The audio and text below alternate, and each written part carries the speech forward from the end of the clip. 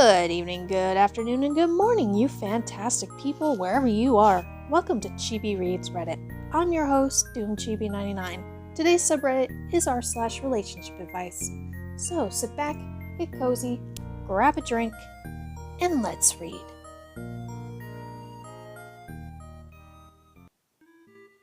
My 25 female ex-boyfriend, 27 male, left me for my best friend, 25 female.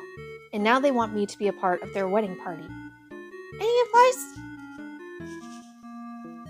3 years ago, Josh, my boyfriend for about half a year, broke up with me because he had feelings for Anna, my best friend. We hung out a lot and they said that they eventually developed feelings for one another. They admitted that Josh has been cheating on me. They made a fool of me. They made me think that everything was okay when it really was not. If they admitted it at the time, I would have tried to have been understanding and tried to support them, but they chose to lie, so I cut them both off. I focused on school and found a job with a good income. Josh and Anna tried to reach out to me at first, telling me that they still wanted to be friends, but I blocked them. Now I am living in the town next to our hometown. I got a wonderful job opportunity, so I moved. But I liked that it was still close enough to visit my parents and other relatives. About a month ago, I heard about their wedding from a common friend. It didn't really bother me anymore, so I just went on with my life. A week ago, I received a message from Anna telling me that she and Josh were getting married and that they would like me to be a part of the wedding party. I replied, "Congratulations, no thank you." I had no feelings for Josh anymore, and I'm even seeing someone else. But I don't want to celebrate the wedding of two people who betrayed me. They were insistent. Josh also messaged me via a different number. Some of my friends also tried to convince me to come to the wedding. I firmly said no. Even my mom called me asking if I was going when I said no, she sounded disappointed. But she didn't push it. This is all just quite weird to me.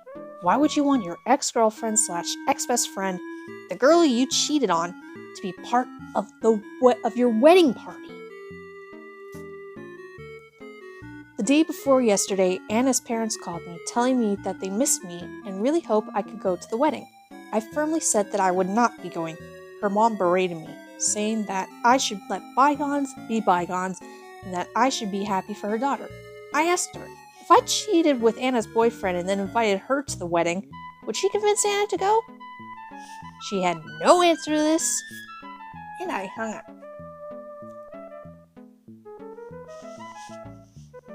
This is quite getting out of hand because I'm receiving more than 20 to 30 calls and texts a day from their friends and family about this wedding.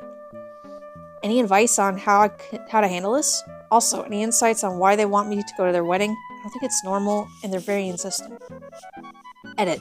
Hi, thank you so much for all the advice. I didn't think this would get so much attention. I just wanted to clarify a few things that I read about in the comments, though, and I'm very sorry that I did not yet read all of them. First of all, my mom is not going to the wedding, but I think she wants to go. That's why she was asking me if I was going. I'm going to talk to her after work. Anna messaged me with a different number. I don't know how she got my number. Also, my hometown is a small town, and most of our friends did know that I was cheated on. That's why this seems so weird to me. I did block the people who are very insistent, including the new numbers of Anna, Josh, and Anna's mom. Also, I keep blocking the people that text me about the wedding, but new numbers just keep popping up, which makes it even more weird that people are actually making an effort to get new numbers just so I would attend an ex's wedding. They really gotta, stop. I'm gonna talk to a close friend who still lives in my hometown. She hates Anna for what she did to me, and she may know what's going on. That's all for now. Thank you so much for the advice in the comments and messages. Yeah, OP, my advice is gonna be, keep doing what you're doing. If things escalate, then you might have to get, a cease and desist because this is, borderline harassment now. How can I, 38 female, get my husband, 40 male, to parent my kid again after I stopped his punishment? New account specifically for this problem I'm having with my husband. Let me first say my oldest son is in his last year of high school and is not the bio son of my husband. My husband and I have been married for 14 years now and have 2 other beautiful children together. My oldest son's father is not in the picture. My husband is dad in all respect to my son. All the above is just to clarify our dynamics. I do love him a lot, and as he cares for me and cares for all the kids the same. I have never seen any favoritism of any kind towards another. 2 weeks ago, while me and my husband were on our way home on the highway, a car came speeding past us. My husband asked me if that was our son, because it was the exact same car as we bought him. My husband sped up and caught up to the car. I think we were doing 95 when we caught up. Don't quote me on the speed, please. I really only remember my husband saying, "Why the frick is he doing 90? I digress. It was our son driving, and he was on his phone while speeding through traffic. I think he was texting because we could clearly see him having both hands busy with his phone from the opposite lane. I wanted my husband to honk at him, but he said no. That might cause issues and catch him off guard and cause an accident." Oof. Excuse me, I gotta get my nose, seasonal allergies and whatnot. I don't want to be sniffling again. When we got home, we parked behind our son. My husband walked into the living room and just held out his hand and said, "Give me the keys." My son asked why, and my husband raised his voice saying, "Give me the freaking keys!" When my son took the keys out of his pocket, my husband grabbed him and told him, you are no longer allowed to drive that car." And he left the room. He looked at me and asked what's going on, and I told him we saw him on the highway, and his eyes got all big as he struggled to say anything. About an hour later, I heard my husband yell from the kitchen, "I don't give a frick about your job or school. You can walk, take the bike or the bus. I don't care. You will not be driving that car again." Apparently, my son went to him and apologized and asked for the keys back because he needs to get to work.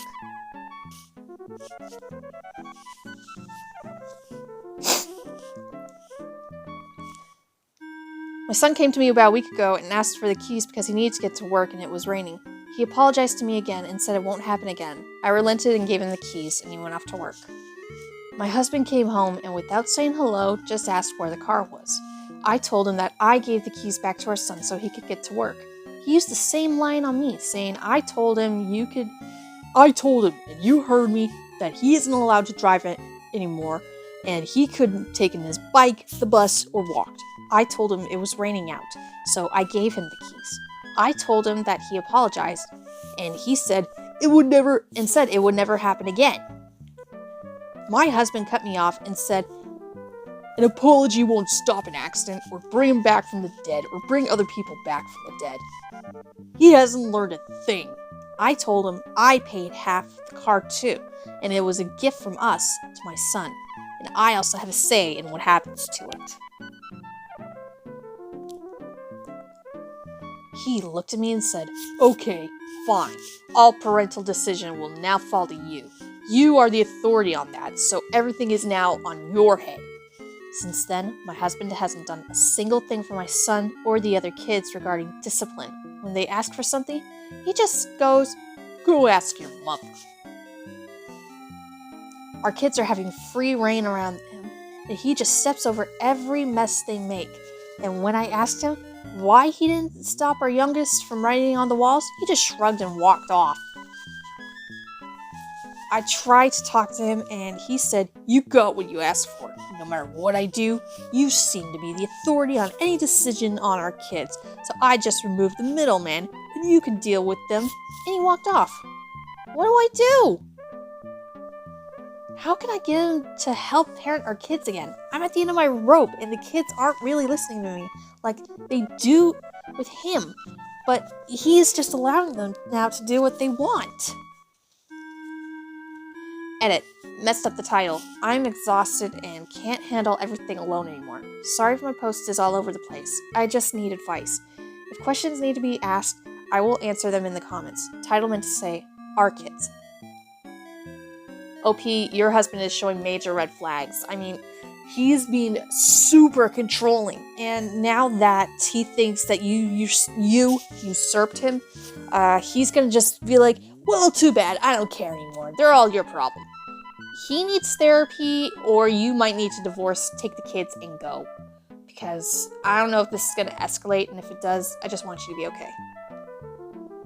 My 32 female boyfriend, 36 male, deleted my late brother from my Instagram friends, and he doesn't seem to understand or care that I'm upset? 6 years ago, my twin brother Sam died in a horrible accident on the freeway. I'm sorry, OP.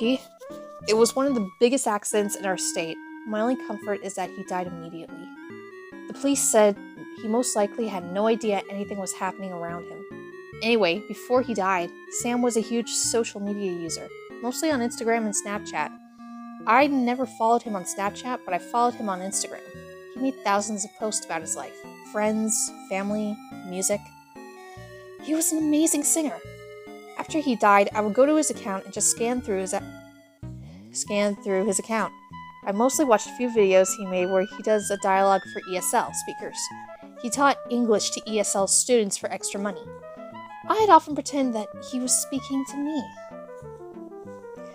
I know it's not healthy to listen to my dead brother's voice every day, but it just became a habit. A few weeks ago, my boyfriend had been urging me to break free from this. He told me that I need to move on, and I did start. I would only watch one video, or even not use my phone until right before I went to bed. Last night I went to check my brother's account and saw that it was gone. I was upset. I texted my sister and she said that she could still see his account. My boyfriend told me that he blocked my brother on my account. I was annoyed, but simply thought I could go back to following him. But my brother's account was private, and our family couldn't access his account years ago.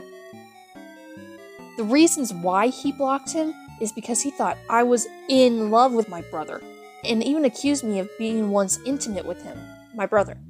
I wanted to vomit. He's my twin! We spent every single day together. Even when we grew up, we went to the same university. At the time of my brother's accident, we were roommates. I loved my brother, but not in a sick way. My boyfriend never met my brother. He and I only started dating 2 years ago, but after this, I don't know if I can/should continue with this relationship. My boyfriend keeps saying that I should move on, that what he did wasn't a big deal, but it was to me. Our mutual friends agree that I should just forgive and forget, but I feel like I'm grieving again. What in the sweet home Alabama is wrong with your boyfriend? OP, I hope you dump this guy because he didn't allow you to grieve, and the red flags, chickie, they're being shown. You gotta leave this guy. And your friends.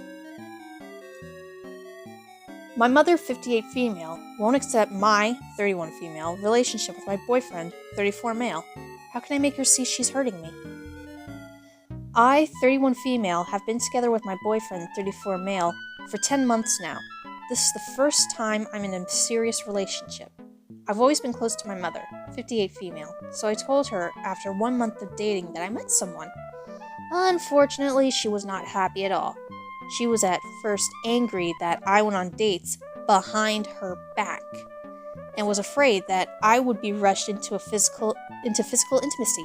She was suspicious because she didn't know my boyfriend but didn't want to meet him in case we split up. She first met him after 6 months of dating and forming her own opinion about him. She believes that he is controlling me because I spend more time with him and less with the family than before. She also heavily criticizes his looks. I thought the meeting would be a turning point, but it clearly hasn't been. She still can't say a good word about him. Everything he says or does, or what I mention about, is wrong in some way or another. She won't mention him to other people. I feel invalidated in my relationship and my choices because of her behavior. I'm on edge when we're together because I'm afraid the insults will start coming. I tried expressing this to my mother, but she assumes a victim role and won't let me speak. I don't feel ready to burn all bridges yet and go no contact altogether. We have a relevant comment with some advice here by Cultural Shade 3518. You can't reason with someone who's determined to be unreasonable. It doesn't sound like your mom wants you dating at all, because that would remove you from her control. And she doesn't like that. Ignore her as best you can and work on developing your independence, because I don't think this problem is going to go away no matter who you date.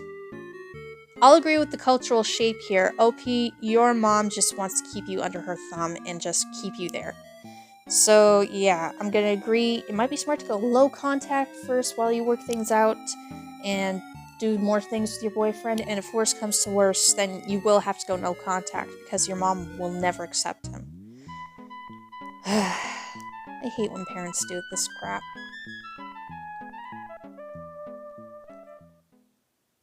Looks like we've reached the end of today's video, but fret not, I'll be back Monday with more Reddit stories just for you. Want to get notified of the next video? Tap that bell icon. Want to subscribe? Tap that button. It's completely free.